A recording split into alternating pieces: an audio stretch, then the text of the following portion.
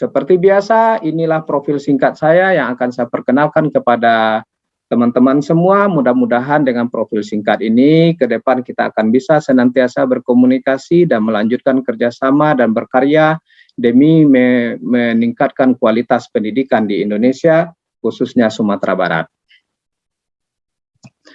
Baik, sekarang kita melihat terlebih dahulu definisi dari apa yang dimaksud dengan kreatif, inovatif, dan informatif. Karena 3 konteks ini akan menjadi konten yang akan kita bahas dalam 30 menit ke depan. Untuk menjadi seorang guru di abad 21, 3 hal ini menjadi kunci utama. Being kreatif, ya. Bagaimana kemudian kita bisa menjadi seorang guru yang kreatif? Being inovatif, menjadi seorang guru yang inovatif. Dan being informatif, menjadi seorang guru yang informatif. Saya mencoba mencari kata asal dari ketiga kata yang kita gunakan hari ini. Kreatif, ini saya temukan di Oxford Dictionary, dikatakan bahwa the creative is producing or using original and unusual ideas. Artinya Bapak dan Ibu, perilaku kita sebagai seorang guru, dosen yang kreatif itu harus mampu menghasilkan serta menggunakan sesuatu yang baru. Dan biasanya juga dalam bentuk ide-ide yang tidak biasa. Artinya apa Bapak dan Ibu? Jangan kita menjadi follower. Kalau mengikuti ide yang sudah dikeluarkan orang, maka kita menjadi follower, bukan seorang yang kreatif. Maka seorang guru yang kreatif harus selalu senantiasa memperbaharui metode, strategi, tool, teknologi yang digunakan di dalam pembelajarannya. Demikian juga dengan dosen, demikian juga dengan instruktur, diklat, pelatihan, dan sebagainya. Definisi yang kedua adalah inovatif. Using new method or ideas. Bapak dan Ibu, ketika kita berkenalan dengan sesuatu yang baru, terlepas sesuatu yang baru itu mungkin bukan lagi sesuatu yang baru bagi orang lain, tapi bagi kita adalah sesuatu yang baru.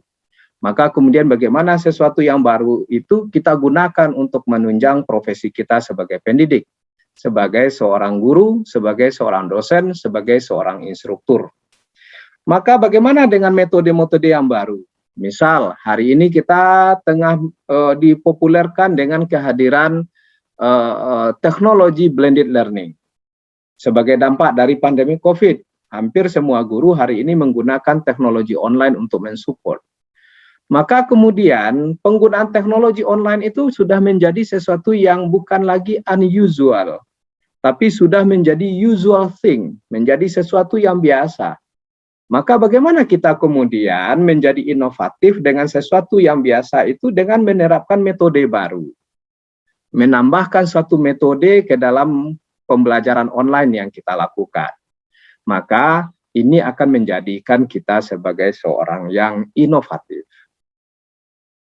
Yang ketiga adalah menjadi guru yang informatif. Nah, di dalam Oxford Dictionary saya temukan providing a lot of useful information.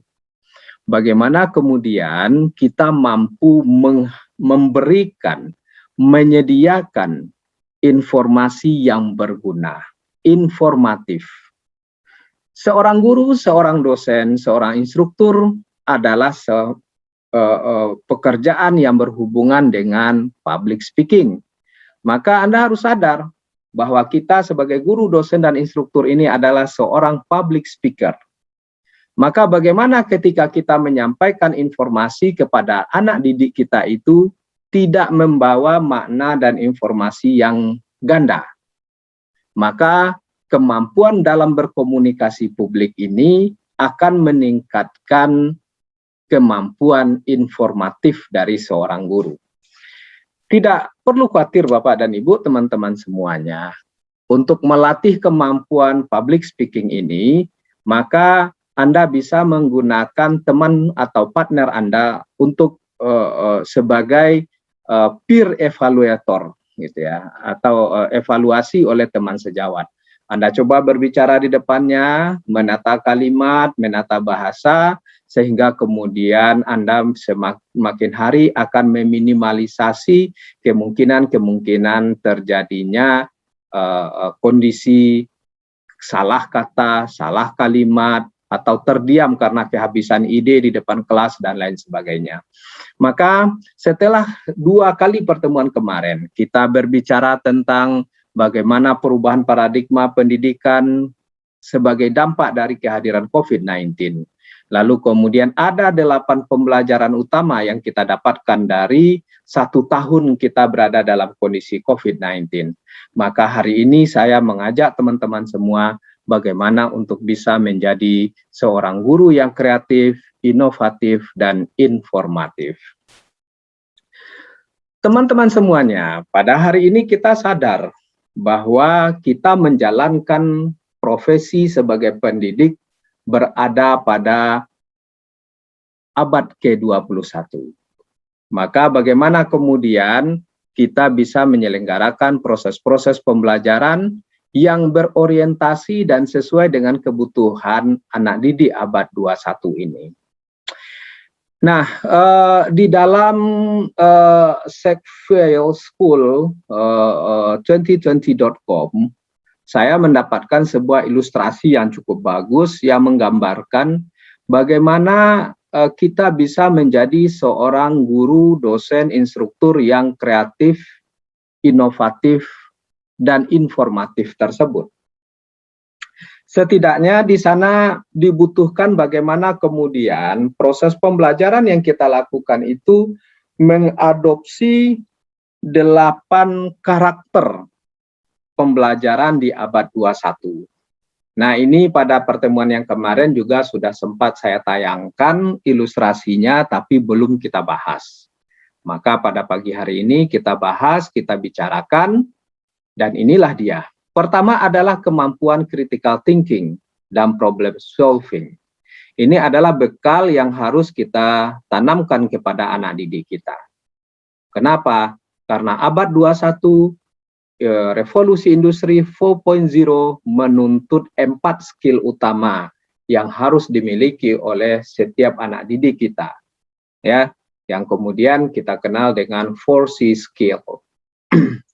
Nah, Bapak dan Ibu, teman-teman sekalian, maka skill yang pertama di dalam 4C skill itu adalah critical thinking, lalu kemudian communication, lalu kemudian berikutnya adalah kolaboratif, ya, dan kemudian si yang keempat adalah kreatif, ya, creativity.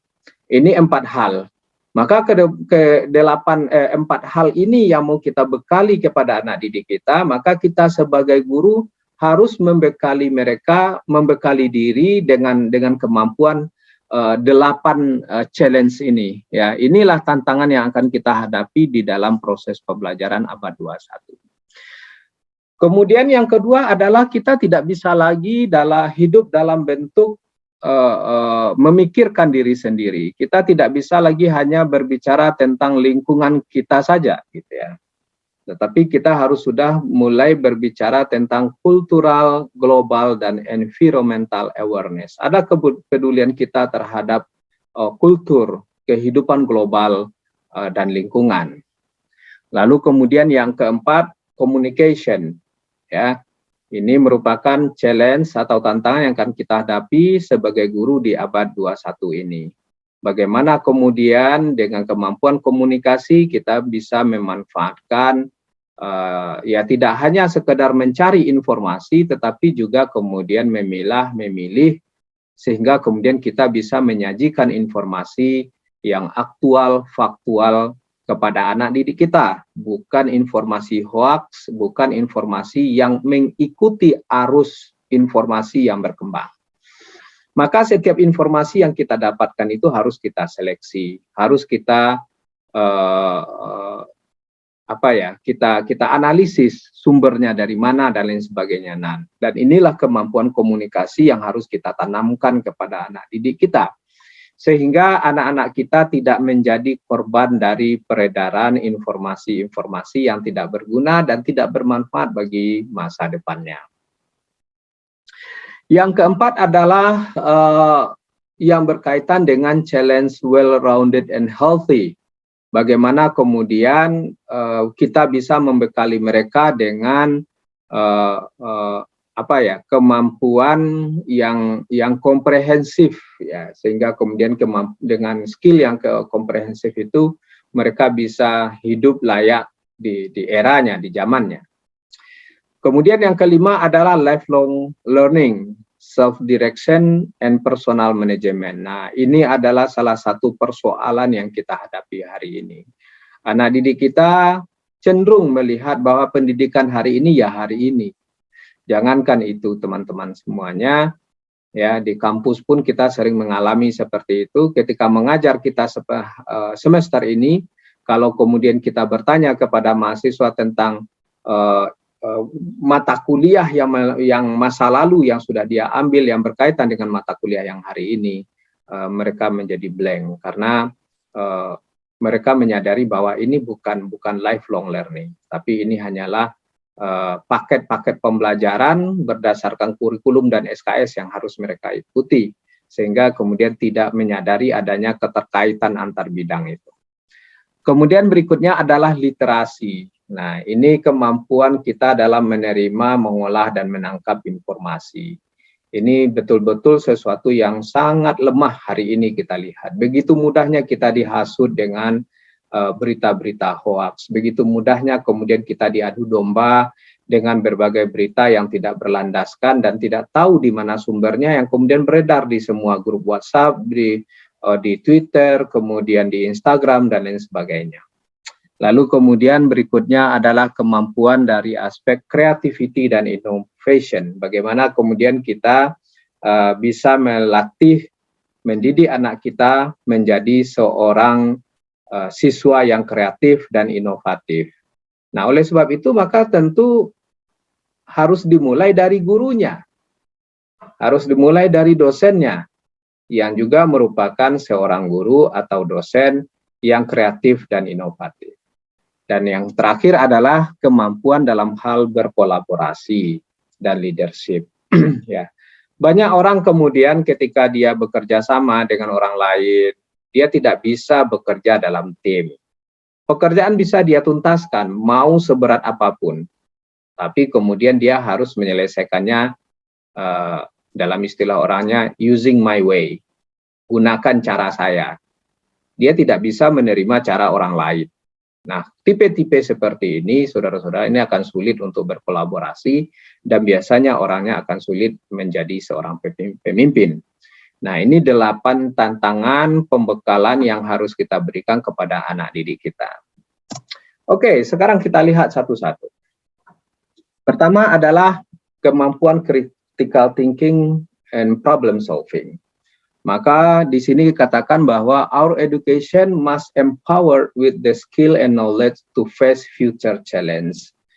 Kita harus melihat bahwa bagaimana proses pendidikan dan pembelajaran yang kita lakukan hari ini harus mampu memberdayakan anak didik kita dengan pengetahuan dan skill agar kemudian dia bisa menghadapi tantangan-tantangan masa depan. Kalau dia tidak terbiasa dengan kemampuan berpikir kritis, kalau istilah orang sekarangnya mbalelo atau sontoloyo atau apalah istilahnya gitu ya, nggak kreatif sedikit pun, apa yang mau dia kerjakan itu nggak tahu what should I do. Harus selalu senantiasa diarahkan, harus senantiasa ditunjukkan. Istilah orang apanya itu kayak pahat. Pahat itu kalau tidak dipukul dengan palu, dia tidak akan bergerak. Maka kalau kita biarkan kondisi ini, berarti proses pendidikan kita gagal. Harusnya Bapak dan Ibu, teman-teman semua, bagaimana kita bisa menyelenggarakan proses pembelajaran yang melatih kemampuan kritis berpikir serta penyelesaian masalah anak didik kita. Cuman persoalan kemudian teman-teman sekalian, kadangkala kita tenaga pendidik ini sering juga tidak siap dengan kondisi seperti ini, ya, di mana kita tidak siap untuk dikritik oleh anak didik kita. Ketika ada anak didik kita yang kemudian dengan kemampuan kritisnya menemukan ada sesuatu hal yang mungkin tidak sesuai antara apa yang kita paparkan dengan apa yang mereka terima, maka kemudian mereka mengungkapkan pendapat. Dan ketika itu kadangkala kita tidak siap menerima, seolah-olah kita dipermalukan di depan kelas dan lain sebagainya. Maka penerimaan kita terhadap kemampuan berpikir kritis anak didik ini juga menjadi salah satu skill yang harus dimiliki oleh seorang guru. Dan latihlah mereka untuk senantiasa menyelesaikan persoalan-persoalan. Nah, maka pendekatan-pendekatan pembelajaran modern hari ini, teman-teman, biasanya itu diintegrasikan dengan berbagai strategi pembelajaran. Misalnya dengan model problem based learning. Maka problem based learning, anak didik belajar dahulu menyelesaikan masalahnya, maka kemudian dari penyelesaian masalah itu mereka belajar. Kira-kira seperti itu. Jadi kemudian teman-teman semuanya, dari proses pembelajaran berbasis masalah ini, maka kita sebagai guru atau dosen atau instruktur nantinya lebih banyak memfasilitasi mereka dalam menyelesaikan permasalahan. Nah, kalau dari penyelesaian permasalahan itu saja mereka sudah belajar tentang materi pembelajaran yang akan kita uraikan, maka selanjutnya what next? Tentu kita tidak perlu lagi menguraikan materi. Kenapa? Karena kemudian anak didik kita sudah memahami dari problem yang kita berikan, output yang kita harapkan dari proses pembelajaran itu sudah tercapai. Ini kemampuan pertama yang kita sebut dengan critical thinking and problem solving skill. Kemudian yang kedua adalah cultural, global, and environmental awareness. Bagaimana kemudian kita bisa melahirkan anak-anak didik yang memiliki etik. Ya, etik ini tidak hanya budaya etika lokal, gitu ya, tapi juga etika global, memiliki rasa empati dan self awareness, memiliki rasa peduli yang tinggi, sehingga mereka tidak menjadi anak-anak didik yang egosentrik, ya, yang hanya memikirkan kepentingan diri sendiri. Kalau sesuatu yang kemudian menguntungkan bagi dia, maka dia merasa ikut dan terlibat, tetapi ketika sesuatu yang mereka anggap tidak memberikan keuntungan terhadap dirinya, maka kemudian mereka tidak mau peduli dan tidak mau tahu. Maka sikap-sikap seperti ini harus kita buang. Maka di setiap proses pembelajaran kita, bagaimana kemudian kita bisa menanamkan nilai-nilai etika, empati, dan self-awareness ini. Kemudian yang ketiga, teman-teman, adalah kemampuan berkomunikasi. Nah, kemampuan berkomunikasi ini kadangkala Bapak dan Ibu, teman-teman semua sering sekali melahirkan makna ganda. Maka oleh sebab itu kita melatih mereka bagaimana cara berkomunikasi yang benar. Kalau di Minangkabau itu disebut dengan harus tahu jona nampe. Ya. Tahu dengan kata yang akan mendaki, tahu dengan kata yang akan menurun, tahu dengan kata yang mendatar, dan tahu dengan kata yang melereng. Ini dalam bahasa Minang. Tahu dengan kata yang tinggi, itu artinya bagaimana cara kita berkomunikasi dengan orang-orang yang jauh lebih dewasa dari kita atau lebih tua. Atau bisa jadi juga dia umurnya tidak lebih tua dari kita, malah lebih kecil, tapi dia memiliki jabatan mungkin lebih tinggi dari kita. Maka ini yang disebut dengan kata mendaki, gitu ya. Maka di dalam hal ini bagaimana kita menggunakan bahasa-bahasa yang santun, yang tidak bersifat mengajari, yang tidak bersifat menggurui, gitu ya.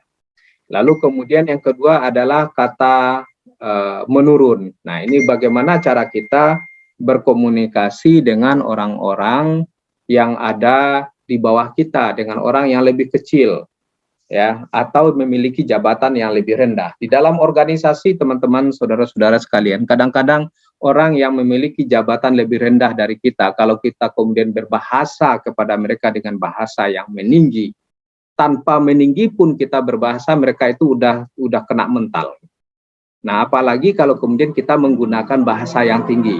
Kamu tahu enggak, saya ini atasan kamu loh, dengar apa yang saya bilang. Kalau kita udah menggunakan bahasa seperti ini, percayalah teman-teman sekalian, mereka hanya akan beraktivitas ketika kita ada. Ketika kita tidak ada, mereka tidak akan melakukan. Saya ini guru kamu loh, kira seperti itu.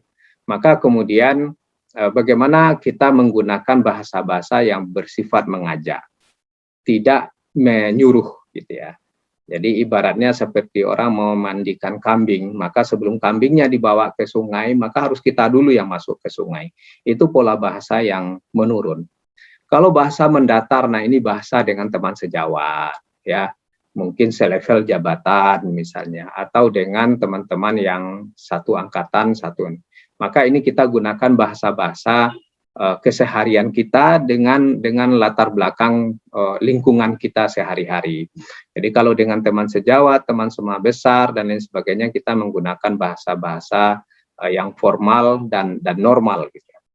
Lalu kemudian kata melereng. Nah, kata melereng bisa jadi orang itu sama besar dengan kita, tapi kadangkala dia dituakan gitu ya. Maka kita tidak bisa menggunakan kata-kata yang to the point kepada mereka. Kadangkala kita harus menggunakan bahasa kiasan dan lain sebagainya. Nah, ini kemampuan komunikasi. Bagaimana kemudian di dalam implementasinya, Bapak Ibu teman-teman semua, bagaimana dengan kemampuan berkomunikasi ini kita bisa mengakses ke lokal resources yang kita miliki, dengan membentuk tim teaching, melakukan authentic assessment, ya, sehingga teman-teman sekalian, yang guru TIK, ini saya kasih contoh, yang guru TIK di sebuah sekolah itu mungkin bukan hanya kita sendiri. Kemudian di dalam satu kota, dalam satu kecamatan, mungkin bukan hanya kita sendiri yang ngajar TIK, tapi ada beberapa guru, walaupun kadangkala kita mengenal ada yang istilahnya dengan KKG, gitu ya, kelompok kerja guru, atau kemudian ada yang kita sebut dengan MGMP, ya, musyawarah guru mata pelajaran. Tapi kadangkala Bapak dan Ibu, ini nggak jalan untuk melahirkan apa yang kita sebut dengan tim teaching. Ya, pada akhirnya apa? Masing-masing guru, masing-masing sekolah mengembangkan materi ajar menurut keinginan dan kemauannya, tidak menurut kesepakatan bersama. Dan ini padahal kalau itu dilakukan dengan bahasa dan komunikasi yang bagus, maka sebenarnya semua kesulitan proses pembelajaran yang terjadi selama ini bisa diselesaikan secara bersama-sama oleh seluruh guru yang ada di dalam satu komunitas. Kira seperti itu. Kemudian yang keempat, teman-teman sekalian, yaitu adalah well-rounded and healthy. Nah, di sini bagaimana kemudian kita bisa membekali anak didik kita dengan learning is hands-on. Artinya jangan hanya pada level teoritikal dan konsep yang kita berikan kepada mereka, tapi berikan juga lah pemahaman best practice. Bagaimana sebuah teori, sebuah konsep itu diimplementasikan dan digunakan untuk mereka bisa bertahan hidup. Jadi di sini learning is hands-on. Hands-on ini sama dengan istilahnya best practice. Dipraktekkan langsung. And holistic incorporating the arts, movement, and nature. Sehingga kemudian teman-teman sekalian, dengan segala sumber daya yang ada, maka kemudian mereka bisa mempraktekkan apa yang mereka dapatkan dari proses pembelajaran itu. Kemudian yang kelima, teman-teman, adalah lifelong learning. Mohon maaf, ini ada mistyping ya, lifelong, mestinya lifelong learning. Nah, yang kelima, teman-teman, adalah lifelong learning, di mana bagaimana kita menanamkan jiwa pada anak didik kita bahwa belajar itu tidak hanya sebatas selama usia sekolah, tapi belajar itu adalah merupakan kebutuhan seumur hidup. Meskipun sudah sarjana, sudah S2, sudah S3, sudah doktor, tapi kemudian masih banyak hal yang mesti kita tetap belajar, gitu ya. Secara akademik mungkin pendidikan doktor itu adalah pendidikan paling tinggi dari semua jenjang pendidikan. Tapi seorang dokter justru kadangkala ketika dia menyelesaikan pendidikan doktornya merasakan semakin kecil ruang lingkup ilmu yang bisa dia mainkan perannya. Kenapa? Karena tergantung dengan spesialisasi kedoktoralan yang dia miliki. Maka untuk hal yang lain kemudian dia kadangkala mesti belajar. Maka disinilah letak dari lifelong learning itu. Bagaimana kemudian kita bisa menanamkan meaningful learning that meets student need and interest. Bagaimana kemudian kita bisa memberikan pembelajaran yang bermakna, yang sesuai dengan kebutuhan dan ketertarikan dari para anak didik kita. Maka kalau mereka merasa butuh, ketika mereka merasa tertarik, maka dengan sendirinya self-direction dan personal management itu akan bisa mereka lakukan. Kemudian yang keenam adalah literacy, understanding of information. Bagaimana kemudian dengan menggunakan berbagai interdisciplinary strategi pembelajaran dan berbagai teknologi yang bersesuaian, maka kemudian kita bisa menghantarkan pemaknaan bahan materi ajar itu lebih baik kepada anak didik kita. Ya, dengan berbagai teknologi yang ada hari ini, misalnya kebiasaan anak didik kita bersosial media, menggunakan Facebook, menggunakan Instagram, barangkali mereka merasa berat untuk membuka e-learning gitu ya, maka kita bisa gunakan kebiasaan mereka bersosial media. Maka dengan pendekatan teknologi micro-learning misalnya, kita gunakan aplikasi-aplikasi microblogging seperti Twitter, Instagram ya, untuk kemudian berkomunikasi dengan mereka dan mendelivery konten-konten pembelajaran. Sehingga kemudian mereka bisa memiliki pemahaman yang jauh lebih baik dari terhadap konten pembelajaran yang kita sampaikan, yang kita paparkan. Kemudian yang ketujuh, teman-teman, adalah incorporating new ideas and meeting multiple learning style. Nah, di sini teman-teman sekalian, bagaimana kemudian di dalam proses pembelajaran itu kita bisa mengundang selalu dan seringlah untuk mengajak para anak didik kita itu untuk mengungkapkan ide-ide baru mereka tentang materi yang kita bahas. Senantiasalah untuk mengundang mereka agar terbiasa mengemukakan pendapat. Biasakanlah untuk menggali ide-ide baru dari anak didik kita. Karena dengan cara seperti itulah kita akan bisa merangsang dan melatih kemampuan berpikir kreatif dan inovasi dari anak didik. Sehingga dengan berbagai metode pembelajaran yang kita gunakan, dengan berbagai learning style yang kita implementasikan, maka creativity and innovation ini akan bisa kita wujudkan dari anak didik kita. Jangan heran Bapak, Ibu, dan teman-teman, kadangkala kita dikejutkan dengan karya-karya luar biasa dari para pelajar kita. Latar belakangnya adalah pendidikan SMA, bukan dari SMK. Misalnya, tapi kemudian dia bisa mengembangkan aplikasi pembelajaran atau aplikasi yang dibutuhkan oleh masyarakat berbasis mobile. Padahal bukan mahasiswa informatika, bukan mahasiswa SMK dari bidang TI, tapi seorang siswa SMA misalnya, justru kadangkala siswa SMP, karena adanya jiwa kreativitas dan inovasi yang terasah sejak dini. Dan yang terakhir adalah collaboration and leadership. Bagaimana kemudian kita membiasakan mereka untuk hidup di dalam komunitas. Walaupun hari ini dengan sosial media, teman-teman, kadangkala mendekatkan yang jauh dan menjauhkan yang dekat. Kita sibuk dengan perangkat kita masing-masing, kadangkala lupa dengan lingkungan yang ada sekitar. Tetapi justru kita berkomunikasi dengan orang yang jauh. Maka community base ini merupakan salah satu sarana bagaimana kita membiasakan anak didik kita untuk berkolaborasi di dalam kelas. Untuk mereka tidak lagi bekerja individual. Peer-to-peer learning, belajar antar sesama. Kalau di dalam konsep pembelajaran itu disebut dengan collaborative learning. Ya, melalui misalnya think per share. Berbagi, anak didik ini kita bagi ke dalam kelompok berpasangan, lalu mereka saling berbagi pemahaman. Serta kemudian bagaimana kita bisa melahirkan yang pada akhirnya nanti Bapak Ibu teman-teman akan terjadi apa yang kita sebut dengan teacher autonomy. Para guru itu memiliki otonomi di dalam mengelola pembelajarannya, di dalam mengelola kelasnya, ya. Dan ini memang kalau di tanah air sendiri ini kita masih baru mulai bergerak ke arah autonomy teacher untuk para guru ya. Tapi kalau untuk di perguruan tinggi teman-teman ini autonomy teacher ini udah biasa.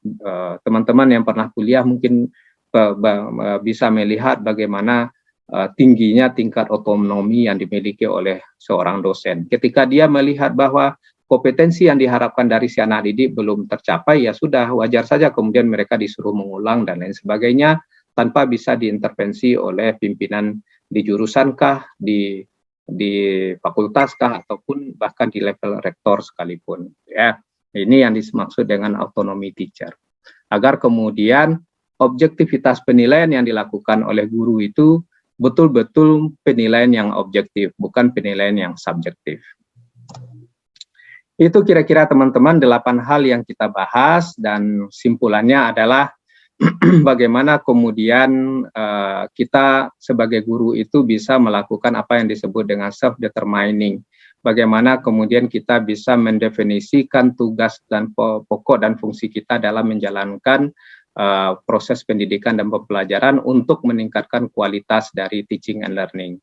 Yang kedua adalah menjadi pribadi yang kreatif, born your biggest idea, bagaimana kita bisa melahirkan ide terbesar kita.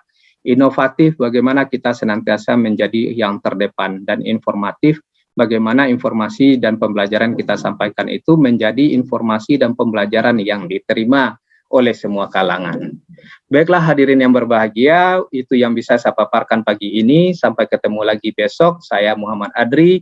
Mohon pamit, mohon maaf atas segala kekurangan. Wabillahi taufik wal hidayah. Wassalamualaikum warahmatullahi wabarakatuh.